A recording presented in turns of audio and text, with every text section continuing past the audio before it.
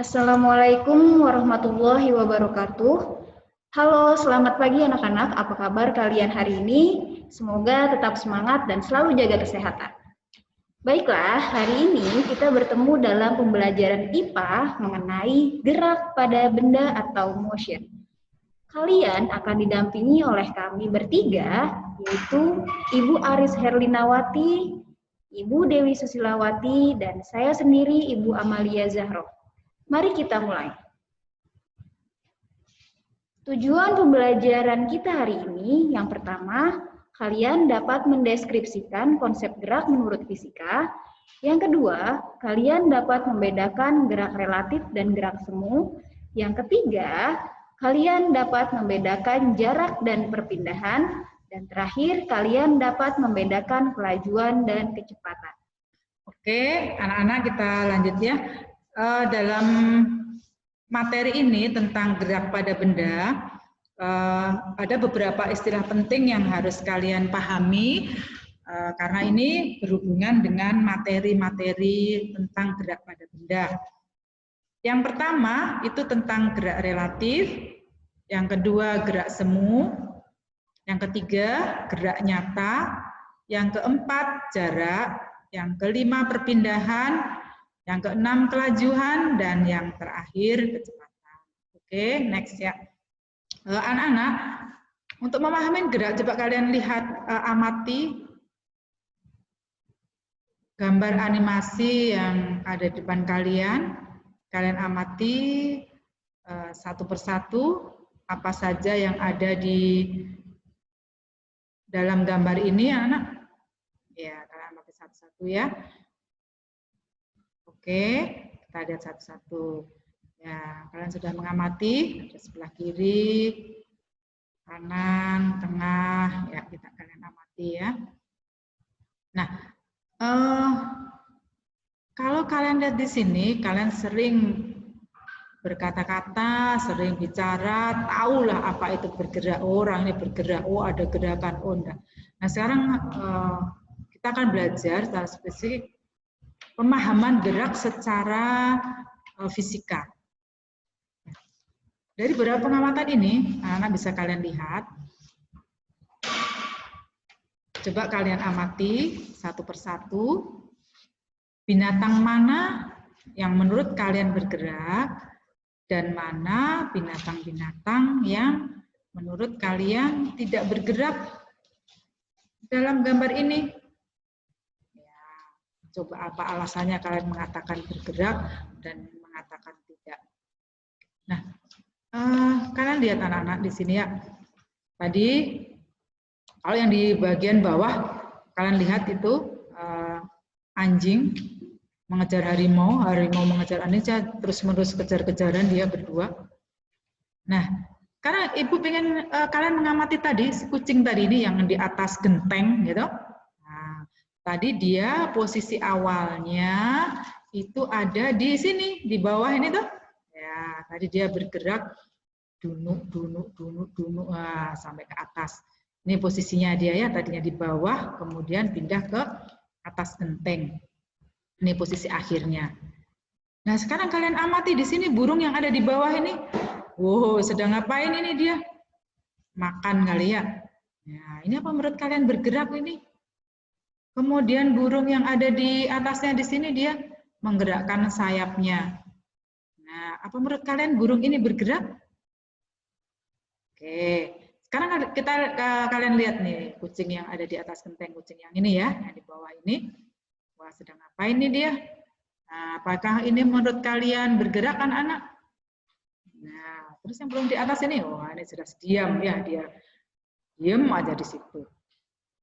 Nah, sekarang kalian lihat apa perbedaan gerak burung yang ini, burung yang ada di bawah, kucing yang di bawah ini, dan kucing tadi yang berpindah dari genteng ini di bawah, kemudian pindah di ujung sini. Coba apa perbedaannya? Ya, ada toh. Ini si burung yang ini, yang di atas, burung yang bawah, yang ini dia bergerak ya dia. Tapi kamu lihat, apakah posisinya berubah seperti yang kucing ini dari bawah ke atas? Enggak toh, dia tetap ada di situ. Nah, ini anak-anak menurut fisika, ini meskipun ini bergerak, tapi secara fisika ini dikatakan tidak bergerak. Kenapa? Karena posisinya tetap saja di situ, dia tidak berpindah tempat. Nah, yang di bawah ini nih, anjing sama ini, wah dia jelas bergerak ya, karena dia pindah-pindah terus tuh, lari-lari terus.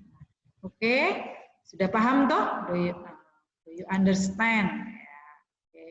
Nah, sekarang kita lihat anak-anak ya, berarti apa toh? Gerak itu menurut fisika? Nah, kalau kita lihat tadi, kalian jeli dalam pengamatan tadi ya. Nah, menurut fisika itu benda dikatakan bergerak atau tidak, itu dilihat dari titik acuannya. Titik memandangnya, melihatnya, patokannya dari mana toh? Nah, itu berbeda-beda. Kalau dari titik acuan itu posisinya berubah, itu di benda itu dikatakan bergerak. Kalau posisinya tetap ada di situ ya dikatakan benda itu tidak bergerak. Oke, next ya. Nah, sekarang nih kalian amati ya anak-anak animasi berikutnya ini. Kalian kalau pergi dari rumah ke sekolah, wah, kalau ibu amati pagi-pagi itu ada yang diantar papahnya atau mamahnya, ada yang naik beca, ada juga yang naik angkot. Nah, ini ibu punya animasi bis nih, meskipun di sini nggak ada bis, kamu bayangkan saja kamu naik angkot ya anak-anak ya. Ini kamu ada di dalam bis ini. Nah, kamu udah berhenti di halte, naik kepada bis ini. Coba kalian lihat. Tuing, tuing, tuing. Wah, bisnya bergerak ya. Nah, bisnya bergerak. Tuing, tuing, tuing, tuing. Nah, sekarang coba kamu lihat. Tadi bis itu berjalan dari halte, meninggalkan halte ya. Nah, menurut fisika gerak itu bersifat relatif. Apa relatif? Tadi ya sudah dijelaskan tadi, tergantung dari titik acuannya dari mana kita melihat. Nah, sekarang kamu yang ada di dalam bis dan seluruh penumpang yang ada di bis, nah ini ada temanmu lain yang menunggu di halte. Nah, menurut kalian tadi posisi kamu dengan halte berpindah toh, berubah toh. Nah, itu kamu dikatakan kalau titik acuannya halte, dilihat dari orang di halte, semua yang ada bis itu bergerak. Oke. Nah, sekarang kita lihat tadi ya. Kamu bergerak nih bersama teman-temanmu. Nah, kalau kamu mengamati bis yang ada di sebelahmu, atau kamu mungkin mengamati temanmu, apakah posisimu berubah? Nah, temanmu, ini ceritanya temanmu tetap duduk aja ya, nggak ada yang berdiri, bergerak, berjalan-jalan, nggak ada. Kamu mengamati temanmu di sebelah kiri, sebelah kanan, apakah berubah posisinya? Enggak kan? Nah, itu dikatakan bahwa kamu itu tidak bergerak anak-anak, meskipun kamu pindah loh yo dari rumah sampai ke sekolah. Oke, jadi tadi penumpang itu kalau titik acuannya halte dia dikatakan bergerak, tapi kalau penumpang melihat bis tidak bergerak, kenapa? Karena posisinya tetap, jaraknya tidak berubah. Oke, jadi benda itu dikatakan bergerak atau tidak tergantung pada titik acuannya, di mana benda itu dilihat, patokannya apa. Oke, kita next ya ke berikutnya. Baiklah anak-anak, selanjutnya yaitu gerak dibagi menjadi dua, yaitu ada gerak nyata dan gerak semu. Oke, kita bahas satu-satu ya. Yang pertama yaitu gerak nyata. Gerak nyata adalah gerak yang sesungguhnya dan dapat diamati secara langsung. Misalnya, ada animasi di sini nih, ada ibu yang mendorong trolinya ke depan. Nah, itu termasuk dari gerak nyata. Kemudian selanjutnya yaitu gerak semu. Gerak semu adalah gerak suatu benda yang tampak bergerak padahal benda tersebut diam. Misalnya, contohnya nih ya, ada kalian tahu matahari itu terbit dari timur dan tenggelam ke barat. Itu termasuk gerak semu. Yang sebenarnya yang bergerak adalah bumi kita yang bergerak. Sekarang kalian bisa nggak menyebutkan contoh lainnya dari gerak semu dan gerak nyata?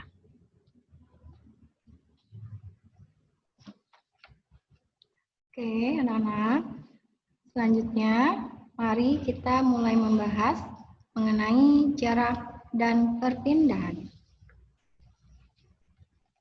Jika ada sebuah bola yang ditendang, maka bola tersebut akan berhenti pada satu titik ya.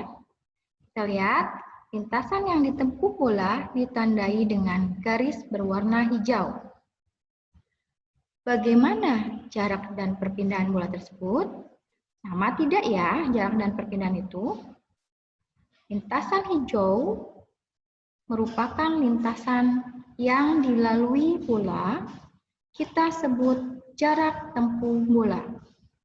Lalu, bagaimana dengan perpindahannya? Perpindahan dapat diketahui dengan melihat titik awal bola dan titik akhir bola. Perpindahan ditandai dengan garis berwarna biru. Karena di sini titik awal bola, di sini titik akhir bola, maka perpindahan tidak menghitung seluruh yang dilalui bola, hanya melihat dan menghitung di mana dia berawal dan di mana dia berakhir. Itulah perbedaan jarak dan perpindahan. Jarak secara definisi merupakan panjang lintasan yang ditempuh, sedangkan perpindahan merupakan jumlah lintasan yang ditempuh dengan memperhitungkan posisi awal dan akhir dari benda tersebut. Apalagi perbedaan jarak dan perpindahan itu? Jarak merupakan besaran skalar. Tentu kalian masih ingat bukan? Ya, besaran skalar merupakan besaran yang hanya memiliki nilai saja. Sedangkan perpindahan merupakan besaran vektor yang selain memiliki nilai, dia juga memiliki arah. Dalam arti, untuk menghitung perpindahan, kita harus melihat dulu arah gerak bendanya. Oke, kita mulai latihan soal ya. Pada gambar terlihat seekor kucing yang berlari dari titik A. Titik A ini berada di angka negatif 5. Kucing berlari ke titik B yang berada di angka 5. Ternyata kucing itu kembali lagi. Kemana ya kira-kira dia berhentinya? Oh, ternyata dia berhenti di titik negatif 1. Ayo, kita hitung sama-sama yuk jarak dan perpindahannya. Ingat, jarak tidak dipengaruhi arah, sehingga seluruh lintasan yang dilalui kucing tersebut kita jumlahkan semuanya tanpa melihat arah gerak kucing. Nah, ini dia ya. Jarak yang ditempuh kucing dari titik A ke titik O, ke titik B, kembali lagi ke titik O dan berakhir di titik negatif 1 adalah ya 5 langkah dari A ke O, 5 langkah dari O ke B, 5 langkah dari B ke O, ditambah dari titik O ke titik negatif 1, 1 langkah. Sehingga semuanya berjumlah 16 langkah. Jadi jarak yang ditempuh kucing adalah 16 langkah.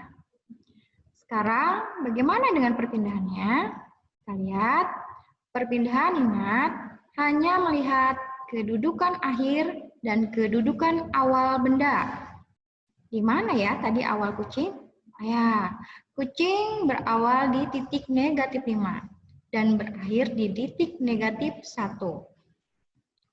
Maka besarnya perpindahan adalah negatif 1 dikurangi negatif 5 sama dengan 4.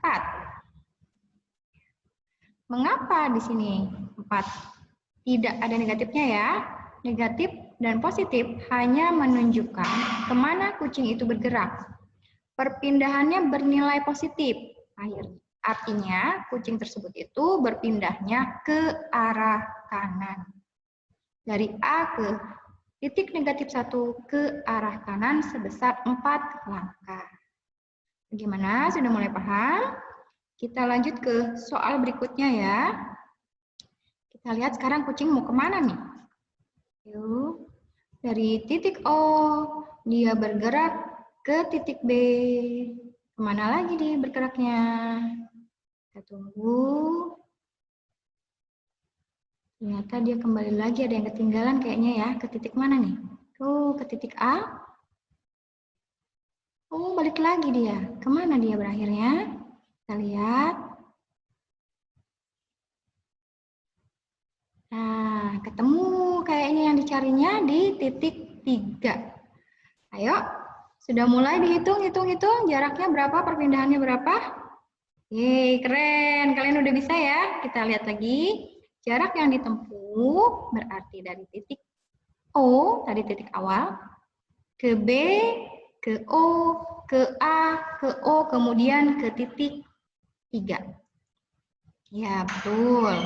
O ke B 5 langkah, B ke O 5 langkah, O ke A 5 langkah, A ke O 5 langkah, ditambah dari O ke titik 3 sebanyak 3 langkah. Jadi semuanya berjumlah 23.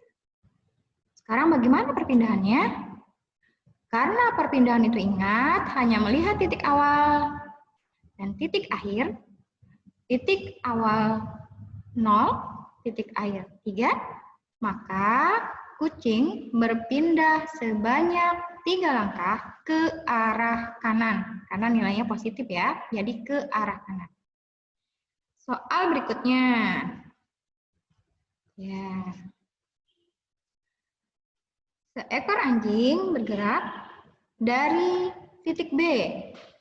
Kemana nih jalan-jalannya? Kita lihat ya. Yo, sambil dilihat, sambil dihitung. Kemana dia bergerak? Melewati O, melewati A, kembali lagi ke titik O, kembali lagi ke titik B. Oh, kembali lagi ke titik. Ya, ternyata dia berhenti di titik negatif 3 ya. Kita lihat berapa jarak yang ditempuhnya. Ayo dihitung-hitung, hitung-hitung. Wow, keren. Kalian sudah dapat menjawabnya ya. Coba kita lihat sama nggak nih jawabannya. Ya, betul. Jarak yang ditempuh adalah 28 langkah. Bagaimana perpindahannya? Ayo, hitung.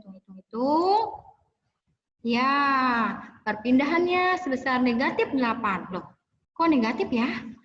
Ingat, negatif hanya menunjukkan arah. Artinya, perpindahan yang ditempuh anjing sebanyak 8 langkah ke kiri. Bagaimana anak-anak? Sudah mulai paham perbedaan antara menghitung jarak dan perpindahan? Ibu masih punya satu soal lagi. Siap-siap? Oke, good job ya untuk yang 3 soal yang tadi kalian sudah jawab dengan baik. Soal berikutnya agak berbeda sedikit. Jika ada kucing bergerak dari titik A ke titik B, kemudian ke titik C, berapa jarak dan perpindahannya? Ya, langsung saja. Diketahui jarak A ke B 4 meter, B ke C 3 meter. Yang ditanyakan adalah jarak dan perpindahan. Yo, mulai otret. Sudah dapat? Menghitung jarak sih mudah ya. Bagaimana dengan perpindahannya? Bentuknya beda loh. Ayo. Ya. Jarak, betul. Dari A ke B dijumlahkan dari B ke C, sehingga kita mendapatkan 4 meter ditambah 3 meter sama dengan 7 meter. Ini merupakan jarak yang ditempuh kucing. Mengapa perpindahannya kok beda ya ini caranya? Kita lihat. Ingat, perpindahan menghitung perpindahan itu harus kita lihat posisi awal di titik A dan posisi akhir di titik C. Jadi perpindahan itu merupakan jarak A ke C. Kita tidak tahu nih berapa jarak A ke C-nya. Kita cari dulu. Karena lintasan yang ditempuh kucing ini berbentuk segitiga siku-siku, maka untuk mencari AC yang merupakan sisi miring dari segitiga siku-siku ABC ini harus menggunakan rumus Pythagoras. Ayo, siapa yang masih ingat nih? Rumus Pythagoras merupakan rumus untuk mencari jarak sisi miring dari sebuah segitiga siku-siku. AC merupakan sisi miringnya. Didapat dengan rumus Pythagoras adalah akar AB kuadrat ditambah BC kuadrat. AC sama dengan 4 kuadrat ditambah 3 kuadrat. AC sama dengan akar dari 16 ditambah 9. AC sama dengan akar 25. Akar 25 adalah 5. Jadi perpindahan kucing adalah 5 meter dari A ke C. Agak berbeda ya. Oke, itu soal-soal yang sudah Ibu berikan. Mudah-mudahan kalian sudah mulai paham, semakin paham lagi mengenai perbedaan antara jarak dan perpindahan. Kita lanjutkan lagi.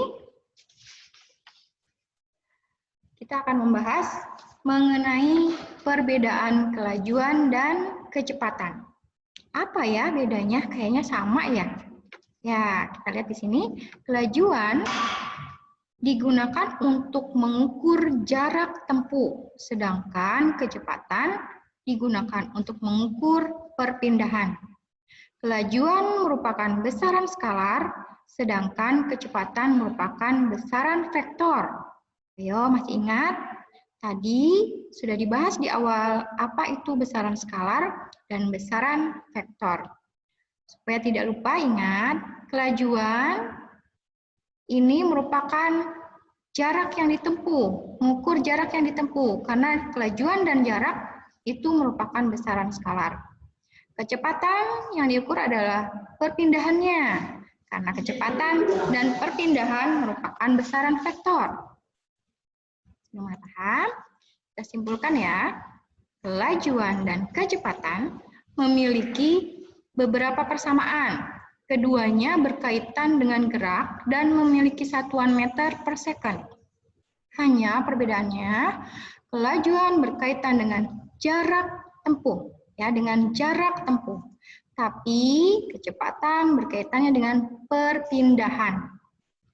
Rumus untuk mencari kecepatan, V sama dengan delta S per T, sedangkan untuk kelajuan adalah V sama dengan S per T. Kok ada tanda panah ya di atas V-nya? Ingat, kenapa ada tanda panah? Karena kecepatan merupakan besaran vektor, besaran yang dipengaruhi arah. Bagaimana dengan alat yang digunakan untuk mengukur keduanya? Kelajuan menggunakan speedometer, sedangkan kecepatan menggunakan GPS.